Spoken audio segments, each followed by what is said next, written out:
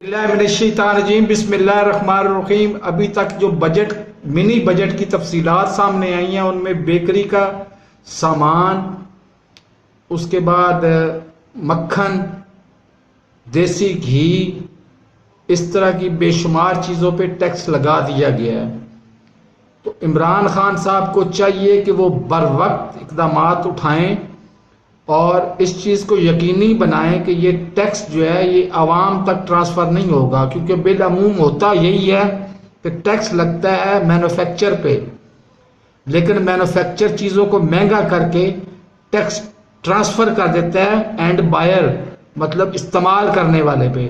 और इस्तेमाल करने वाले कौन होते हैं? आम लोग, आम आवाम।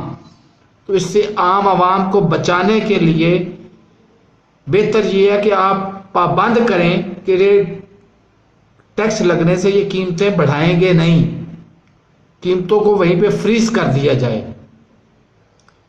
तो मेरे इस चैनल को सब्सक्राइब नहीं किया तो सब्सक्राइब कर लें, साथ लगे बेल आइकन को दबा के ऑल नोटिफिकेशन को ऑन कर दें ताकि मेरी हर नई आने वाली वीडियो का नोटिफिकेशन आपको बर वक्त मिल सके। अल्लाह हाफिज।